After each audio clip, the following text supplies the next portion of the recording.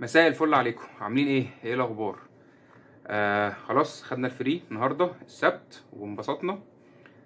على فكره مش شرط السبت يعني يكون هو الفري، كل واحد براحته، يعني في ناس بتحب يوم الجمعه، في ناس بتحب يوم السبت، زي ما تحبوا. المهم ايه، احنا بنعمل 6 ايام دايت خلاص، وبناخد اليوم السابع ده ايه، ناخد فيه وجبه فري، يعني من ايه، عشان نكسر الروتين بتاعنا وما نزهقش. خلاص فانبسطنا، نرجع بقى تاني نبدأ ايه التحدي الجديد. خلاص هنبدأ امتى التحدي الجديد؟ ان شاء الله هنبدأ مع بعض بكرة، برضو نمشي مع بعض كده ايه 6 ايام دايت، 6 ايام متواصلة. خلاص نركز مع بعض ونشجع بعض. لو حد كسل الفترة اللي فاتت مفيش مشكلة، عادي جدا، نبدأ من بكرة تاني وايه ونشجع بعض كده، وان شاء الله تبقى الامور تبقى كويسة وصحتنا تبقى احسن ونوصل لهدفنا ان شاء الله طول ما احنا مع بعض ونشجع بعض. طيب بصوا، انا كاتب كده كام حاجه كده هركز فيها من اول بكره في التحدي الجديد اللي هو بتاع بكره، خلاص اللي هو مده 6 ايام. في حاجات يعني 6 ايام دول نركز ان احنا نبعد عنها. خلاص نبعد عنها، نركز في 6 ايام دول نبعد عن الحاجات دي. اول حاجه السكر. خلاص انا برضو هكتبها لكم على الشاشه عشان ايه محدش ينساه. اول حاجه السكر، يعني نمنعه، نقلله على قد ما نقدر. خلاص السكر نقلله على قد ما نقدر. طيب تاني حاجة أكل من بره. خلاص نقلل شوية الأكل من بره، يعني 6 أيام دول ما نجيبش أكل من بره، خلي أكلنا في البيت، نعمل أكلنا في البيت. خلاص هيبقى الطعم أحلى وأوفر كمان. طيب تالت حاجة التسالي بقى والعصائر المعلبة والحاجات دي اللي بنجيبها من بره، البوزو بقى والشيبسيات والكلام ده كله مفيش. خلاص 6 أيام دول كلهم إيه، مفيش ولا الحاجة الساقعة ولا الكلام ده كله. تمام، الساعة الشيبس البوس والتسالي الحاجات دي كلها مفيش. حلويات اللي جايه من بره برضه دي مفيش. خلاص عايز اقول لكم على حاجه برضه، لو في طبعا بيبقى اكيد بنبقى نفسنا في حاجه حلوه، بسبوسه، كيكه، الكلام ده كله. لو قدرنا نعمل في اليوم الفري نعملها في البيت برضه هتبقى ايه جميله. خلاص طيب اخر حاجه برضه في الحاجات بقى ايه اللي عايزين نبعد عنها في 6 ايام دول، المقليات. بلاش نقلي، بلاش نقلي. لو عندنا مثلا بانيه، بتنجان، طعمية، الحاجات دي مش لازم نقليها، ممكن عادي في الفرن.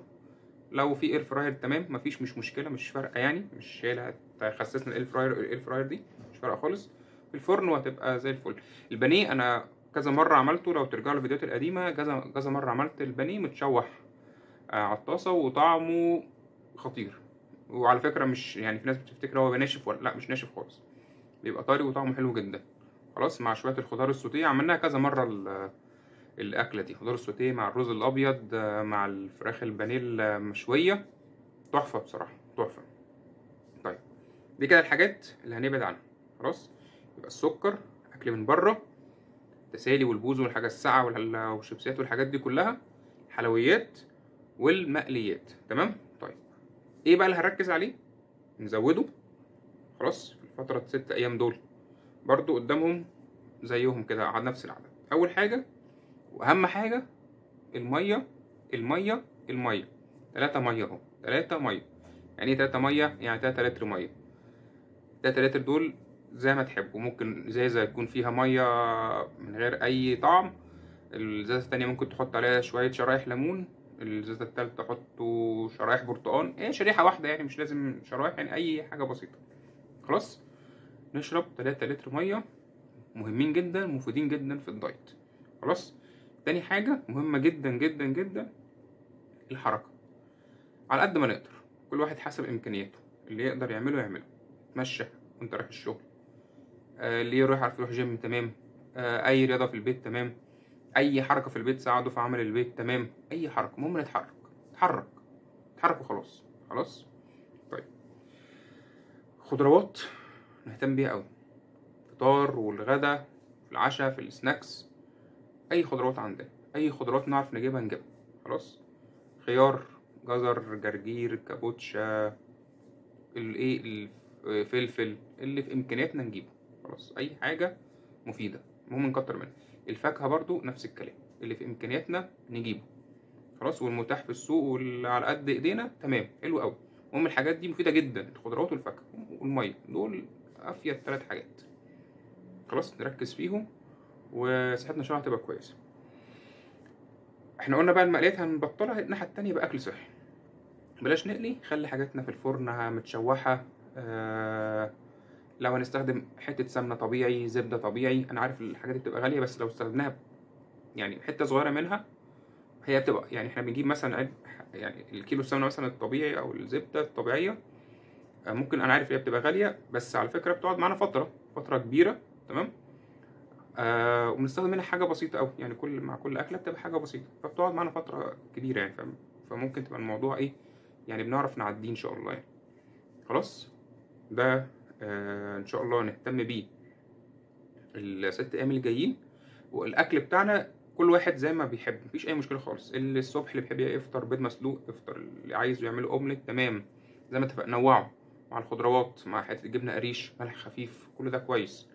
في الغدا اي نوع بروتين ان شاء الله، بيض، جبنه قريش، فول، يوم جبنه لحمه، يوم جبنه فراخ، اللي نقدر عليه تمام.